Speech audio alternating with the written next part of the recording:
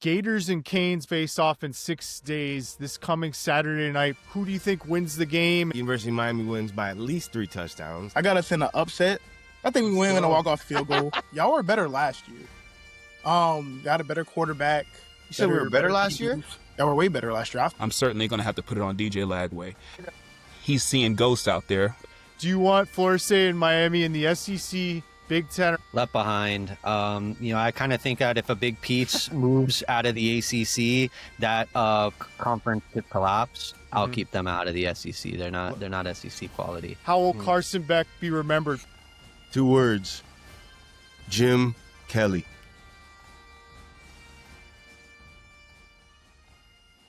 All right, welcome to the show. Today we're going to be discussing the Week 3 results. We're going to talk about the LSU UF game, the Miami USF game, and we're going to debate where these programs are at and where they're going. Florida State, Miami, and Florida. In 6 days from today, Florida will play Miami, and we're going to get in and discuss that as well. This is a fan debate show, so we're going to have fans of Florida, Miami, and Florida State come on every Sunday after every college football Saturday, and we're going to get the fan bases to debate the issues that are ongoing between the programs. If it's entertaining or fascinating for you to watch fans of Miami, Florida State, and Florida go at it and debate each other, go ahead and hit that subscribe button now.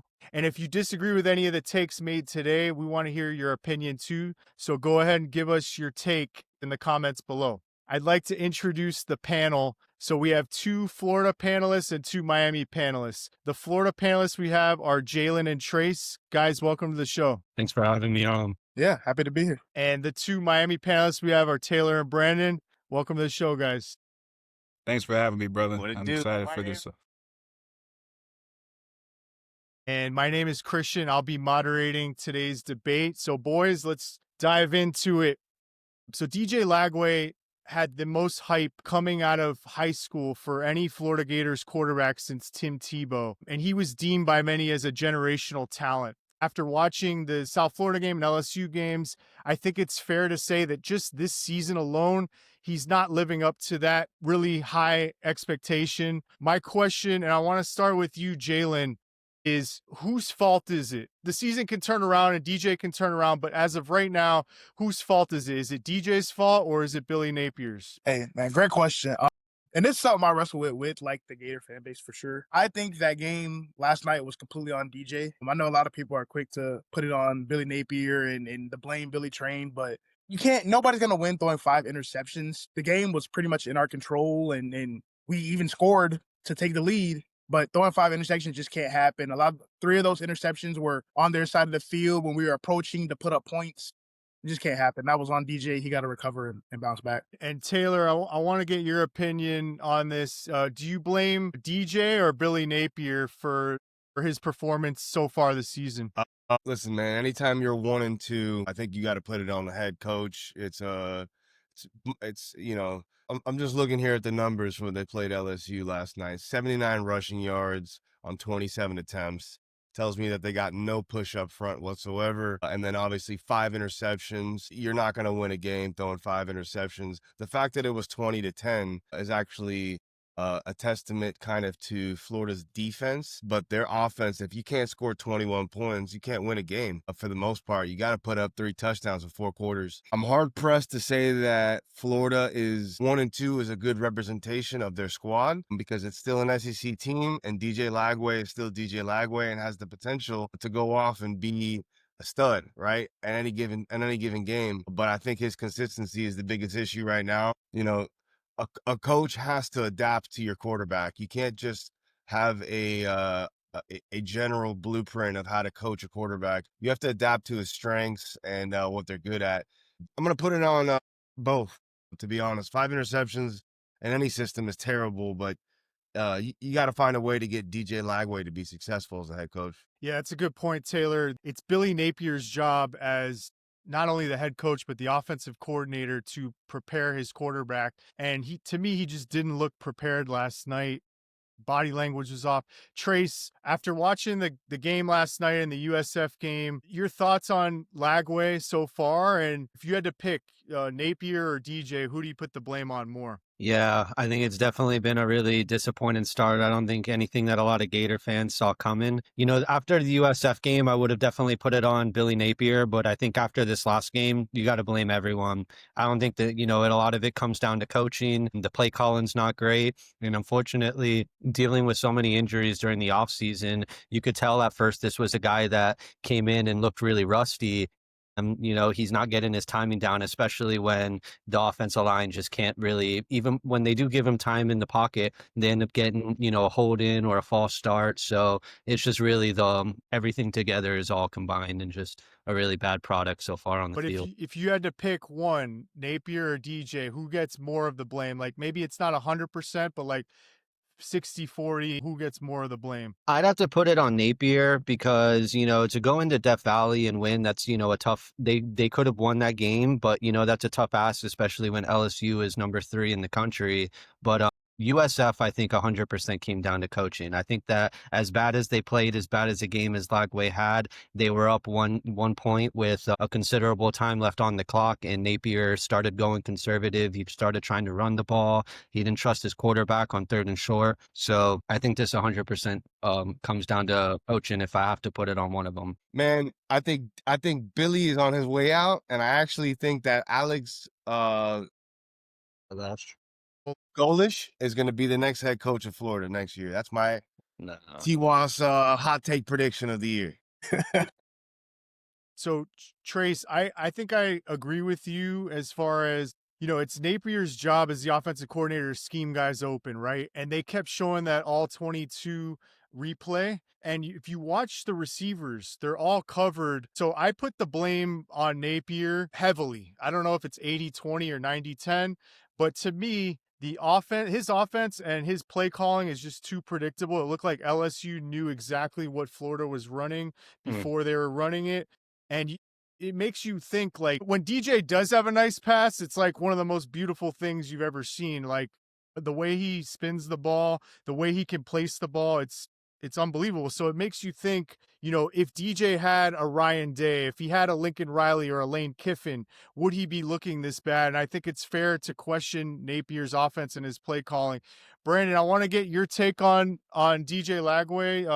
If you were to say who gets more of the blame, would you say it's him or the head coach? I mean, to piggyback on both, with Trace and Tay was saying, it was like at the end of the day too, it's really about making sure that your quarterback feels comfortable in the system that you're putting him in. And a lot of times too, that breeds confidence, even from the beginning of, or at the end of last year, where he was starting to build that confidence after beating Florida State, big time state conference or state rival. You saw the confidence start to build. As soon as some adversity hits in the red zone against South Florida, that confidence started to dwindle. And as soon as you start turning the ball over, let alone being at Death Valley, you can see that his confidence was consistently shrinking. And it played a huge role on how much he was going to go ahead and lead his team. So it's like Napier is only able to do X amount. His job has already been on the hot seat since the middle of last year. DJ Lagway saved his job by going ahead and deciding to stay for him, because he could have easily transferred to another school after that, just like Trevor Etienne. He said that saved his job. So Napier's doing all that he could, because 5 interceptions is not that. Maybe 2 of them might be on the coach, but 5 of them are just boneheaded decisions. And so when we're just talking about this particular game, I'm certainly going to have to put it on DJ Lagway. He's seeing ghosts out there. 5 interceptions can easily been avoided. It could have been maybe 2, 3. Yeah, Brandon, you bring up a good point about the confidence being shaken. I haven't seen his facial expressions and body language like that since he's been at Florida. The Gators and Canes will face off in 6 days this coming Saturday night, primetime game, Hard Rock Stadium under the lights. I love this rivalry. I wish these teams played every year. And after taking in what the Gators have done and the Canes have done so far this season, who do you think wins the game and by how much? Man, for me, I think with the explosiveness that Miami has and the offensive line that they have, as long as our quarterback stays up, and he is all world. He is all world. But Shout I out to the certainly O think, line. Sacked twice the whole year, by the way. you know what I'm saying? I see a 2 or 3 touchdown win for the Miami Hurricanes, and I see that the wheels are completely come off at for the University of Florida, and Billy Napier doesn't come back to Gainesville with a job. I guarantee you that. I think there's too Woo!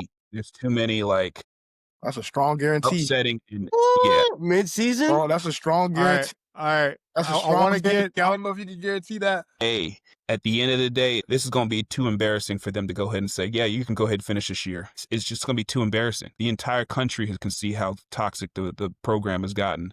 And after a national televised game where their state rival again smashes their ass, it's going to be, I don't see how you could come back with that. I don't. This is like, to me, it's like beating USF because Florida is just a dumpster fire right now. Do you know who Florida has on the rest of their Wait, schedule? Go eh, ahead. wait. I want to get Jalen to respond to this because there Go was for it, Jalen. Go for it. a Go lot for of it. bold takes there by Brandon. So Yep. just after hearing Brandon's response, Jalen, what's your response to that? And also, how do you think this game plays out? Okay, I mean, I just again because there was a lot of bold takes right there. UF is already pretty much committed to Billy Napier for the year, so he's gonna have his job still. And honestly, I think it's crazy that like people start to question the culture. I know the spitting thing like last week versus USF was kind of an isolated incident. The penalties, okay, those penalties can be called on pretty much any team. On pretty much any team. The holding that wiped away our touchdown last night, that was a baby hold. A lot of people, I don't know if you guys were checking social media during the game, but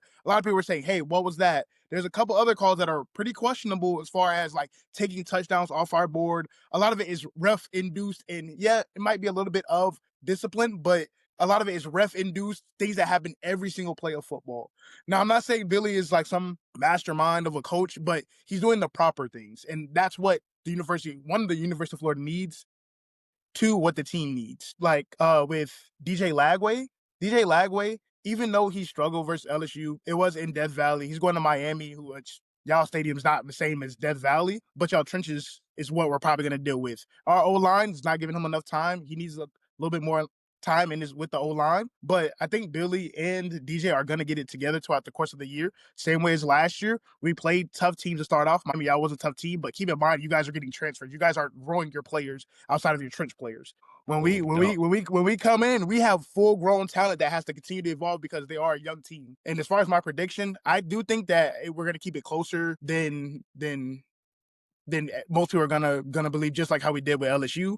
It just depends on if DJ and Billy are going to be able to get it together because it's really going to depend on them. So who wins the game and by how much, Jalen? I got us in an upset.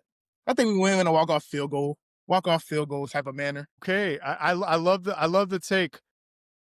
I want to get Taylor's take on the game, and obviously Jalen thinks that the UF's going to come out with a victory and shock the world here. Taylor, what do you think about the game, and who do you think wins and by how much? Well, I'm gonna make another bold prediction.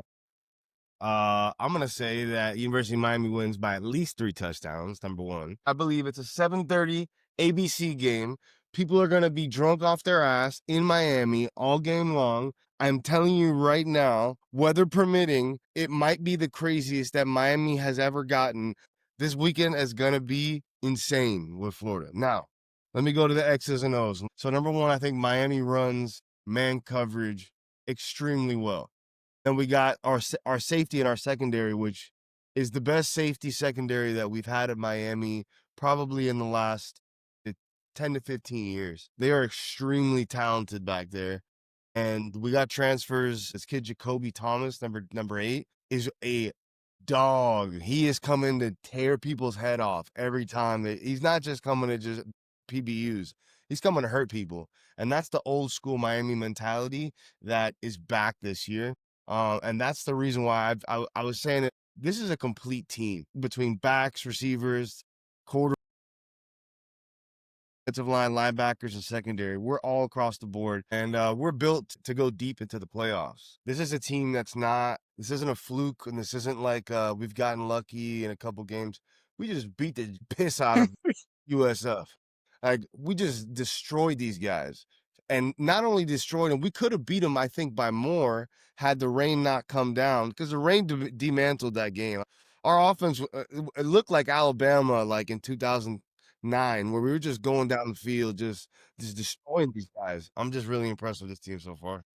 Yeah, I think Taylor, you bring up the point of you're just looking at this team and you're not thinking about the Miami teams of the last 20 years, 23 years that have underachieved. And I think for a lot of fans in the state of Florida, especially rival fans, they've seen Miami consecutively 23 straight years underachieve, and this could be the year that they change the narrative and get over that hump, and time is going to tell on that, and you may end up being right, but we'll have to see how the rest of the season plays out. Trace, I want to get to you on the Florida Miami game. Obviously Jalen has Florida pulling off the upset. Taylor and Brandon have Miami winning by 3 touchdowns. How do you see the game playing out? Yeah, so I'm gonna backtrack a second. When you compare the environments of what we just went into and what we went into this weekend, you're talking about Death Valley, 100,000 fans, SEC football night game versus Miami, 65,000. It's not like they're the only ones that get loud. Like, it's really not comparable in terms of what type of environments we're going into. You'll probably see a lot more Gator fans too to help fill that stadium. That's usually how you guys fill out. You get FSU or UF fans. But Man, come on now. Hey, it's the truth. a lot of But Gator fans in Miami.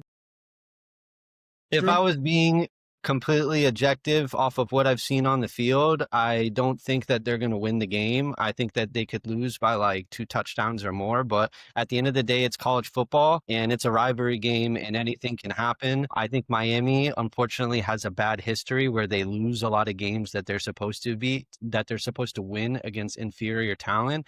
And I mean, I don't think that what I'm seeing on the field, it looks promising for Florida, but to say that there's not a path to victory, it's college football, anything can happen. You got to be able to get pressure on Beck. You can't just let him, throw little 5-yard passes on you all game and then run the ball on you. I think that'll be the biggest difference between last year and this year.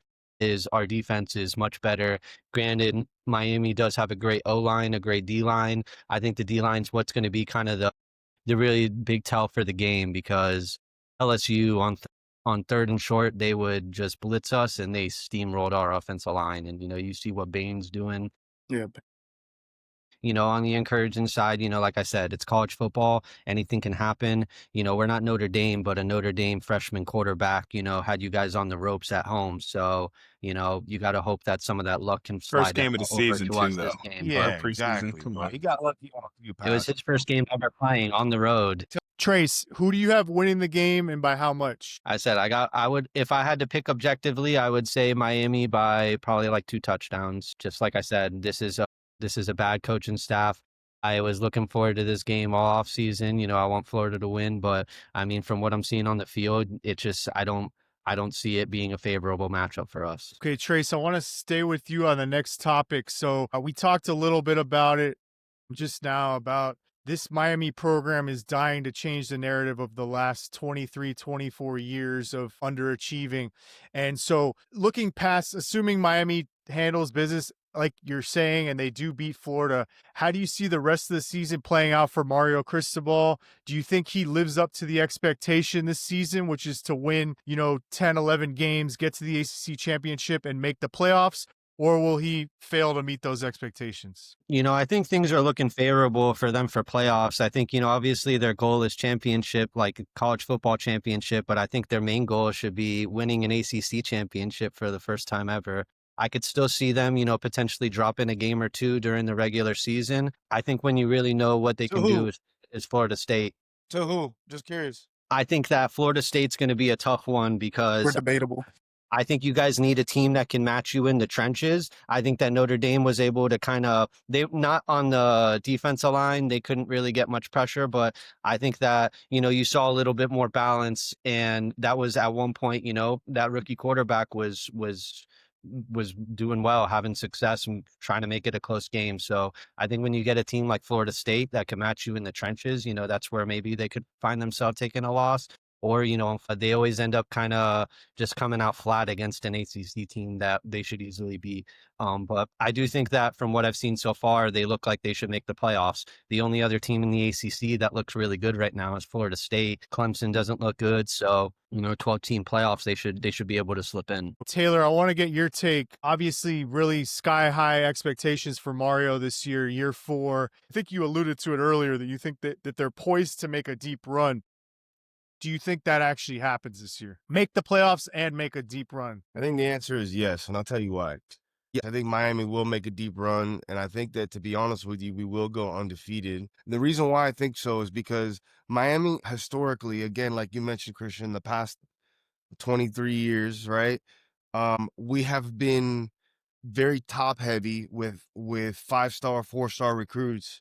But what we've noticed about Miami in years past is injuries, number one, on our offensive line, which derails seasons. And then secondly is that the Miami mentality. And for a lot of people that don't know about the Miami mentality is, as soon as Miami starts getting their ass whooped, in the past, they've turned to each other and said, man, fuck you. And they start pointing fingers at each other. And then they start giving up because they start losing. And then they don't see the end goal, which is championship or bust, which is the Miami mentality. This year, I think that this team is from a different level. I think this team is built on a professional level. These guys have NIL on the line. They have draft stock on the line. And most of these guys know that this is a real chance to win a national championship this year. I think that Miami is expecting to do anything less than that based on this team. Carson Beck is arguably the best quarterback in college football this year.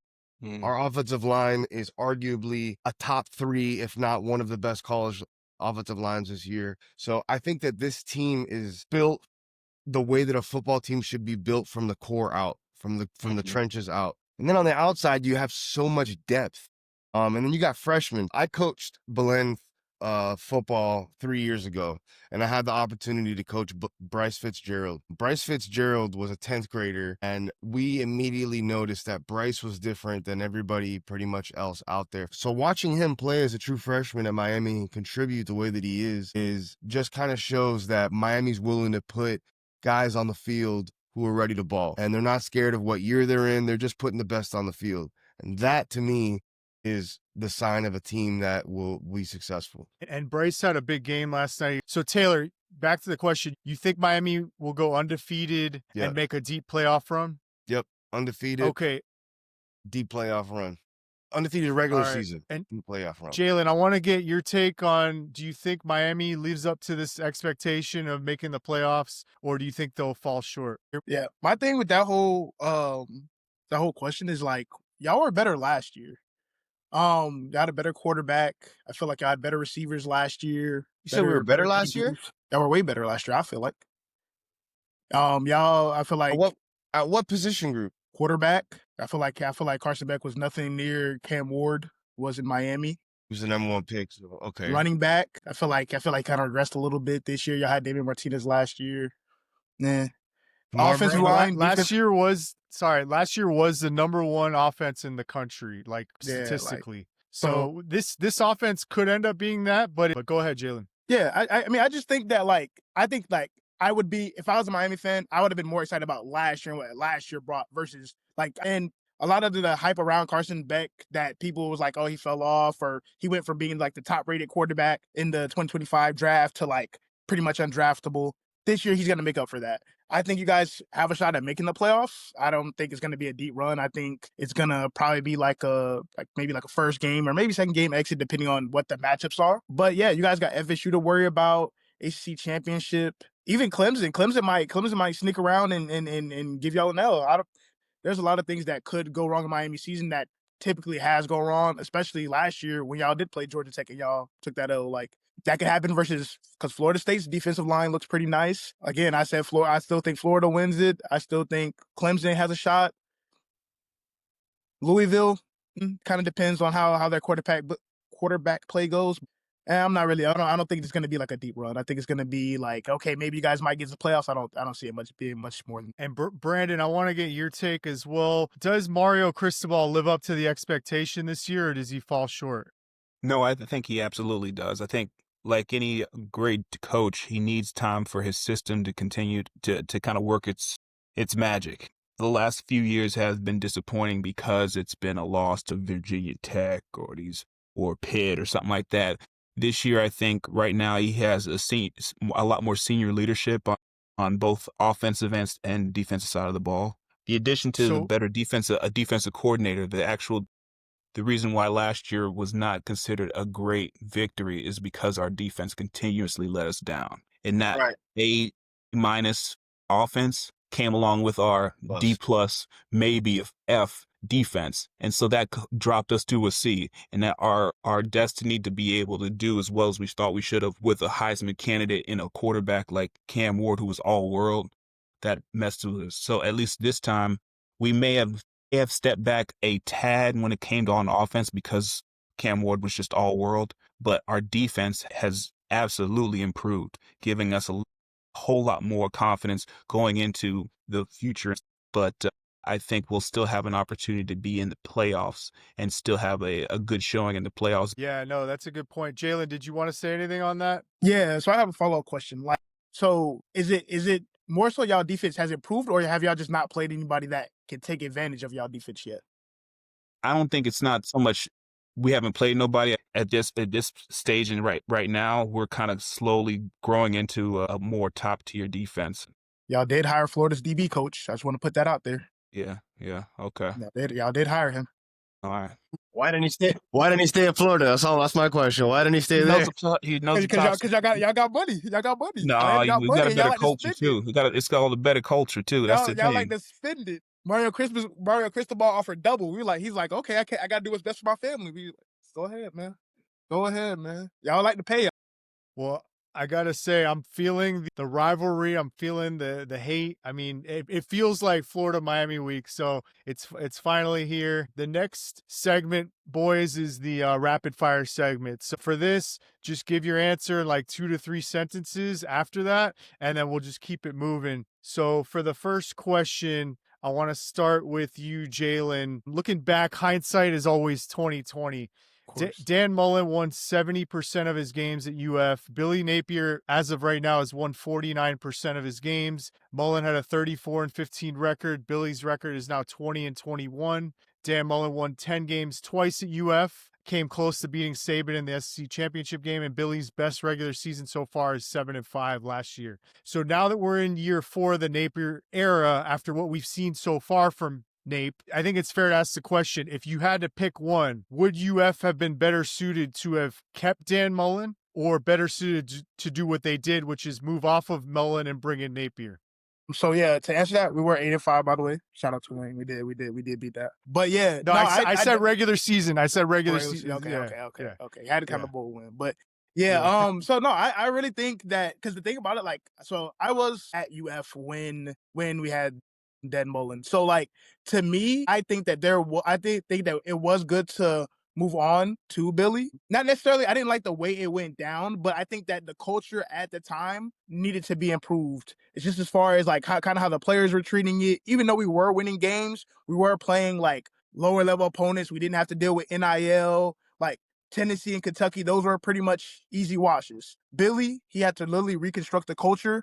He had to build a new Gator standard, and his recruiting has been phenomenal. We haven't had, if you just DJ, for example, when was the last time we had like a 5-star quarterback? Not only that, but the Gatorade player of the year for that year. So it's kind of like, hey, I'd rather take the lumps, let Billy grow, and let him finally realize his system, realize, hey, okay, I know I can recruit. Let me get the talent. Let me instill years of discipline, and then he'll be okay. I think that I'm glad we moved on from Mullen, just because Mullen, he didn't care what the players did. He didn't care about like a Gator standard. He was just like, okay, yeah, just go out there and play, and then if you do good, great. And then when we had the last season, when Mullen did get fired, he kind of saw like, okay, well, like, hey, this is different. We're kind of seeing the fall off of when you don't recruit, because even the players that he recruited at the time that would have been our players, they're not really playing anywhere else. We're kind of riding the bench. Nick Evers was like going to be our main quarterback of that recruiting cycle. He's backing up at UConn. They end up losing yesterday to Delaware, but still, like, basically they're not making any noise. I like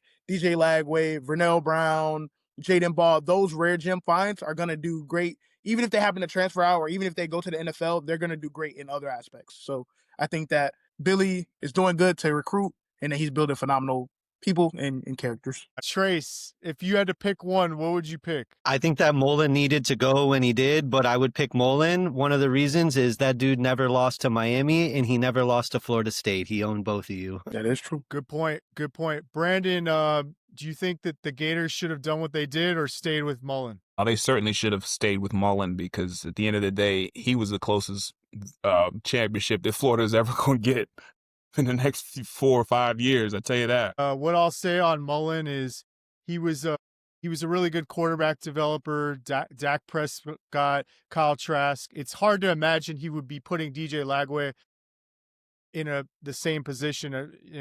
The next question is Florida. We talked about it. They have one of the toughest remaining schedules you'll ever see: Texas, A&M, Georgia, Ole Miss, Tennessee, Florida State. So looking forward, do you think survives or do you think he gets fired? We'll start with you, Brandon. Napier, you mean? Yeah. Yeah. No, he's certainly getting canned. That's for sure. Trace, do you think Napier hangs on like he did last year, or do you think he'll be fired by the end of the year? I think he'll be fired by the end of the year. Taylor? 2-10, they're out. He's out. Jalen? I'm going to go with he gets fired at the end of the year because I think the fan base wants him gone, regardless of the games he wins, even if he wins.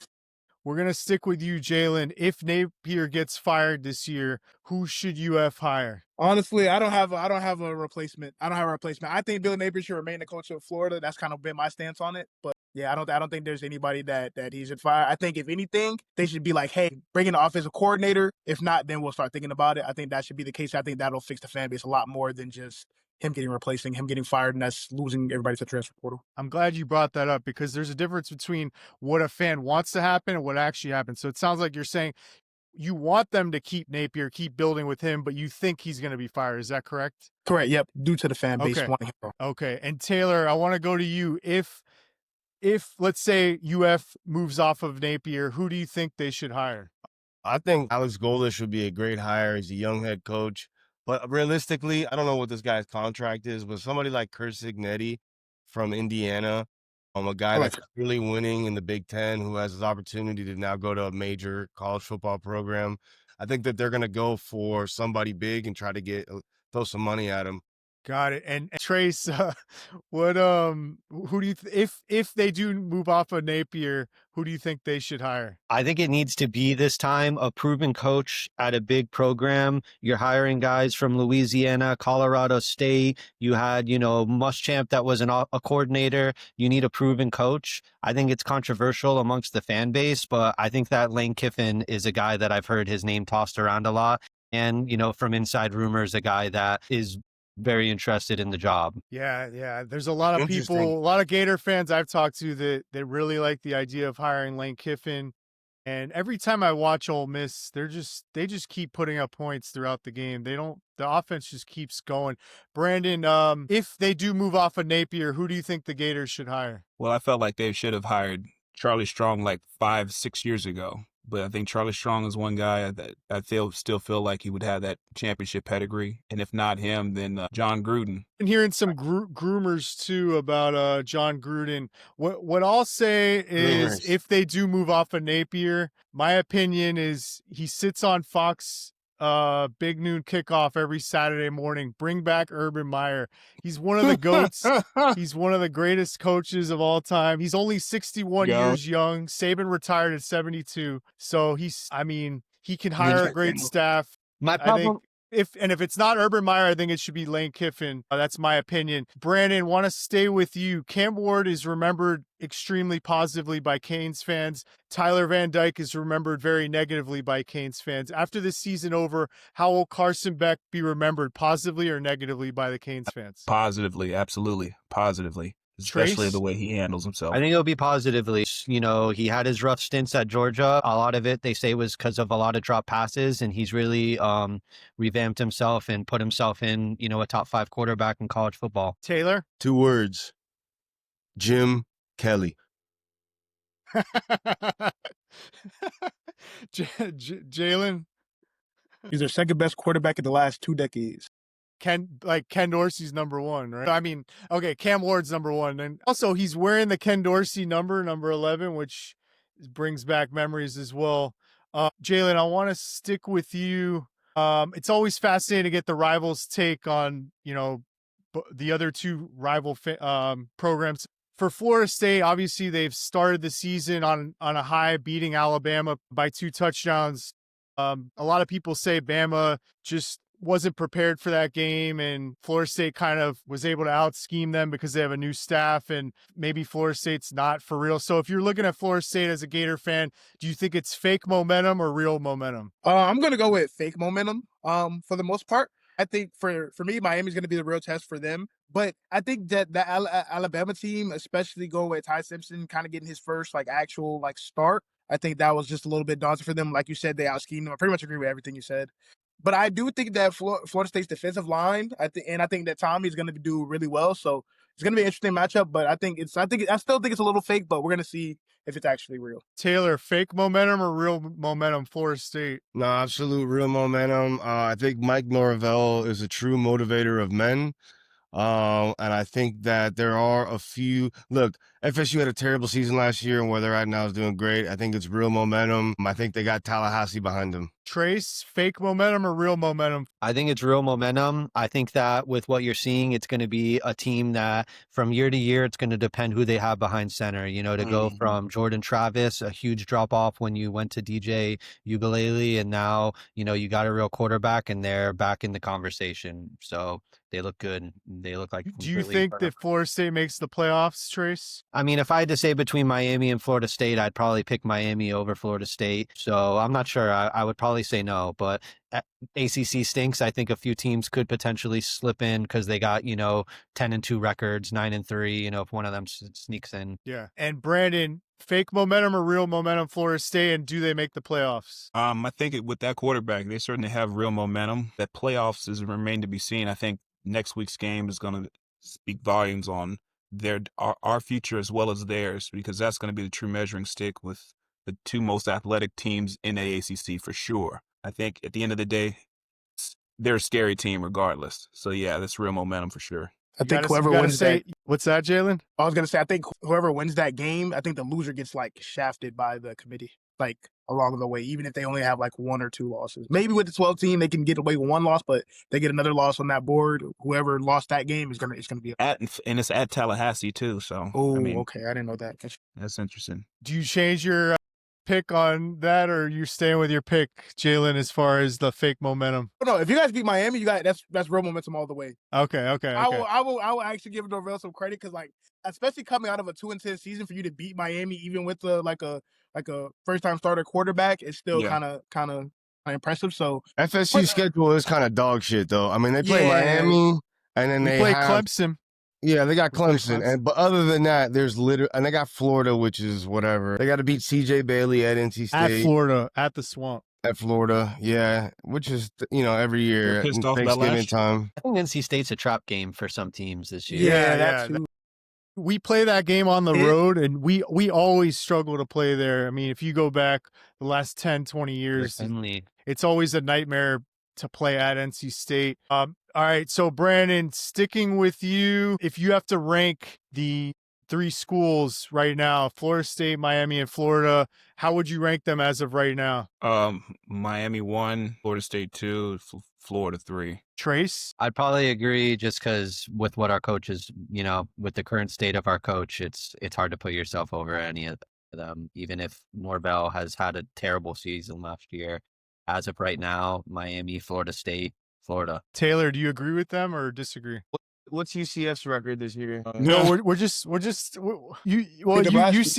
I'm just trying to figure out a number 3 because I can't. I'm not going to even. Obviously, USF is ahead of Florida regardless. It's already been played out on the field. You have to pick Florida State, Miami, and Florida. Don't think about USF or USF right now. It's Miami, Florida, and Florida State, and it's a clear distinction between the 3. So you have Florida number 2. And Florida State number 3, is that what you're saying? No, I'm sorry. Miami, Florida State, Florida. Okay, I'm about to say that's a damn hot take there too. Yeah. No. And Jalen, how do you rank the 3 right now? I'm gonna do Miami, Florida State. Why are you just being controversial, Jalen? You don't believe that. You don't believe that, dude. Hey, to Jalen's point, Florida did beat Florida State last year. Florida State still has to prove it on the field that they can. I know, but I'm just saying, like, 2 I'm games kind last of year. old fashioned in that. Like, you got to prove it on the field before you're jumping. So, I mean, I think it's a fair point that you put Florida ahead right as of right now, and they still got to do it on the field. So, the next segment, Jalen, I want to stay with you, is the rival coach segment. So, for this segment, you have to say stay or go for Mario Cristobal and Mike Norvell. All right, I would say Cristobal is a go. Yeah, I feel like he's going to be the best coach Miami's probably going to ever get, especially as being a big name, being experienced. Like, y'all have to go with him like that. If he falls off the wheels, y'all are done. Norvell, I would say stay because Tay said, like, he is like a motivator of men. I will say that he definitely does motivate his team. But I think eventually the talent's gonna wane out. Like, eventually people are gonna stop going to Florida State, or like at least stop transferring in to help them so much. So I think I like y'all to stay and be bad because they can't develop. At least not Yeah, too well. recruiting is definitely a big question mark for Mike, and it has been for a long time. Taylor, stay or go for Napier and Norvell? Napier can stay. I actually just found this little property. You can't see it. It's in Gainesville. It's a beautiful house for like 800,000. Billy, I'll pay for your house if you want to stay in Gainesville for as long as you want. Please, I would love for you to be the coach of the Gators for as long as you live. Pretty sure the school pays for that, but thank you. Yeah. Listen, man, I just don't want him to go anywhere. That's all I'm saying, dude. I just want him to stay right where he is. Second is Florida State, Mike Norvell. I want Mike Norvell to go, and I think he needs to go as fast as possible. And the reason why is because if Mike Norvell gets some momentum, I think he could potentially bring Florida State back.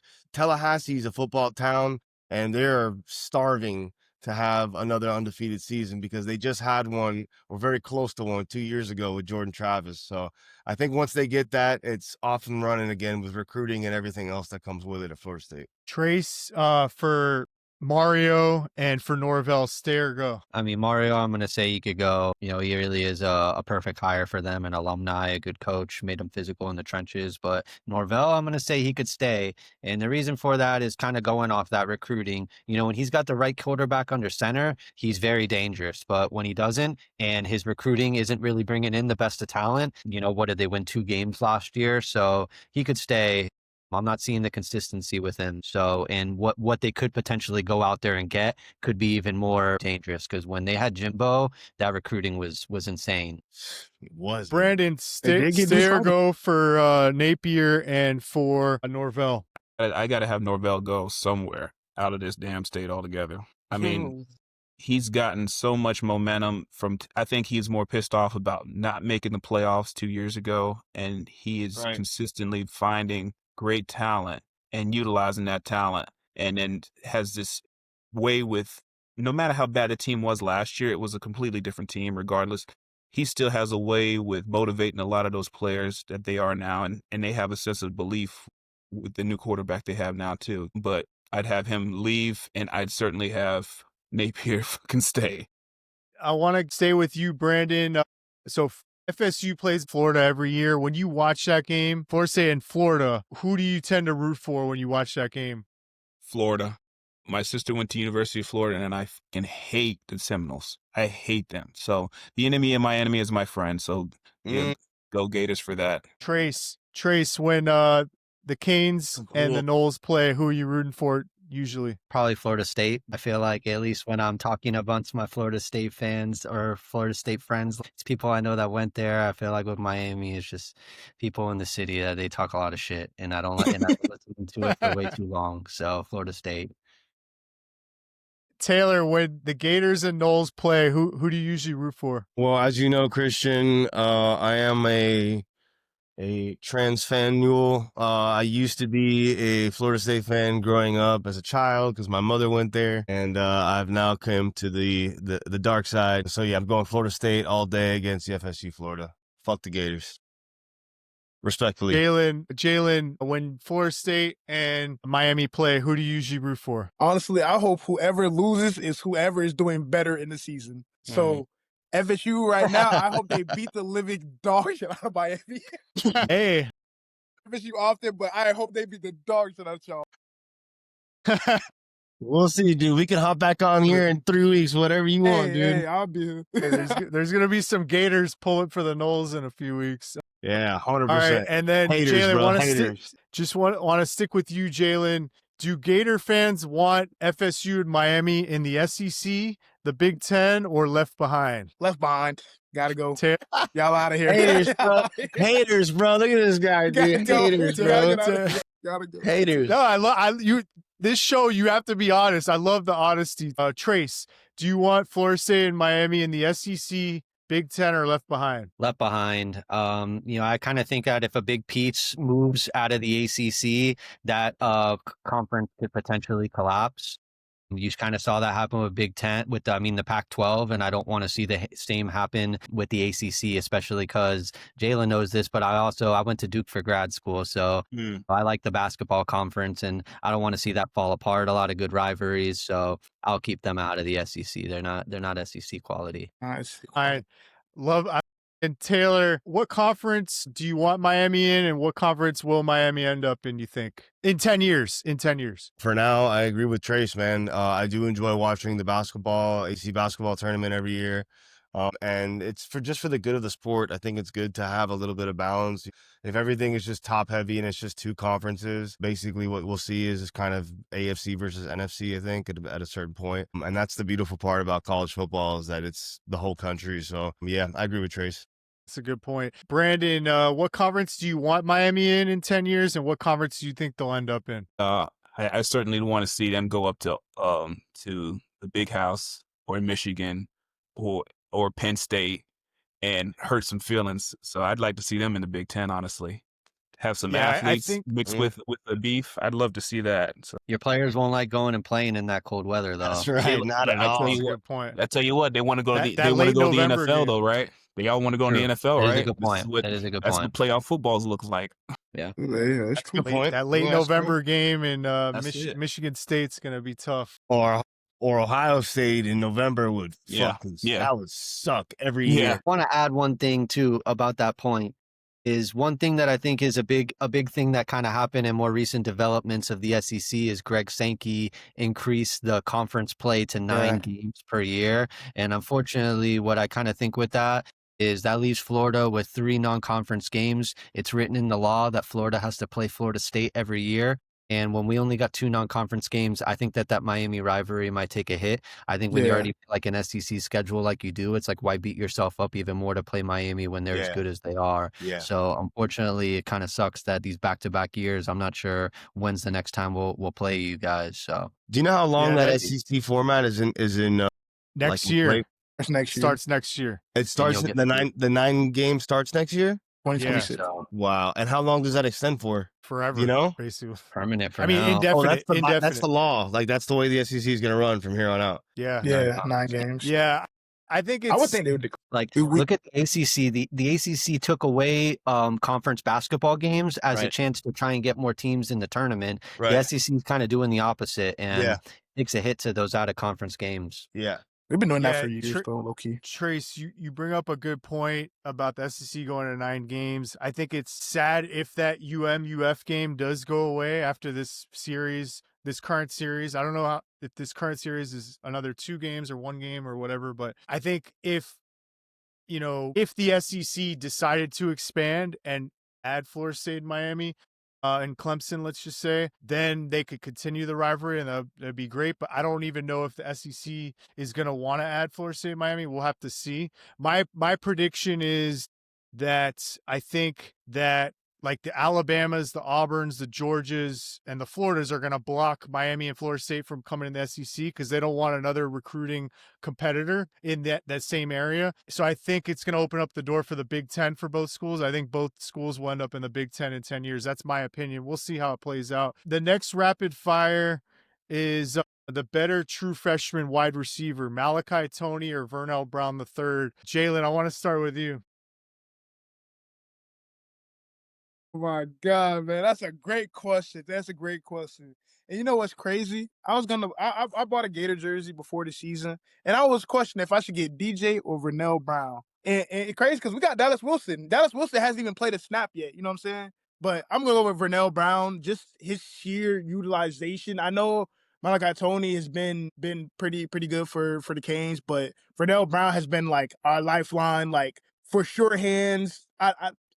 He had one drop for the game winner versus USF, which was like I'm pretty sure it was his only drop so far, or maybe his one of 2-3 drops so far. So that was literally the only one, and that was like really just straight through your hands in the spur of the moment. You just happen to drop it, cool, whatever. But he's just been phenomenal. I got to go with Vernell Brown the third, and he's doing punt returns too, and getting us like 30-40 yards. Come on now. Yeah, right now the all-purpose yards, Vernell Brown has 245 all-purpose yards, Tony has 173, and both are doing punt returns. Taylor, I gotta assume you're gonna go with Tony on this, but who do you think's the better true freshman wide receiver right now? Look, I've been following Tony since he was in high school at American Heritage. I've been a big fan of Malachi's. So I got to go with Malachi, but it doesn't take away from Vernell. Vernell is an extremely talented wide receiver. I can see both of them being top 10 draft picks in the next 2-3 years. Malachi Tony's a stud too. I'll say is both players in every game have made an impact. I mean, Yeah. Vernell Brown on punt returns is unbelievable. Like, he's one of the best punt returners I've seen in the 3 schools in a long time. Trace, who do you think has the edge right now, true freshman wide receiver? Vernell Brown, 5-star coming out of high school. He's been great. He's been our best receiver who DJ's going to the most. And I mean, Tony's great too. No disrespect to him, but this kid's a 5-star and you're seeing why you go after the 5 stars. Brandon, who's the better true freshman wide receiver? For me, it's obviously Tony. He reminds me a lot of his explosiveness. Reminds me a lot of Santana Moss. His route running is like he's a lot more polished route runner than I would have thought. But that's that 7-on-7 drill with these kids are going running in by like 6th grade, So yeah, Tony for sure. And the last question of the podcast we have today is the most respected rival player on offense and defense. We'll start with you, Brandon. If you were to pick for the Gators all time, watching the Gators, who do you respect the most on offense? One guy on offense and one on defense. On offense, it'd have to be Percy Harvin, like no question. Percy Harvin all time. Defensively, y'all had some damn studs. I'm gonna go in the 90s. Javon Curse, the freak. I got to pick Sorry, brother. That dude, pick another one. I got a number 2 though. It's all right. The way he bent around that edge, man. Yeah, freak. Trace, going to you, if you had to pick on Miami's side, all-time watching Miami, one guy on offense, one on defense, who would you pick most respected players? I think defense is easy for me. I really like Ed. I would pick Ed Reed. That's just OG. But on offense, that's a tough one. I feel like I got to go with one of your running backs, maybe like Frank Gore. That's a lot of options. Andre Johnson, but I would go with Gore. Those running backs, they were RBU for a little while. Taylor, most respected Gator offense and defense.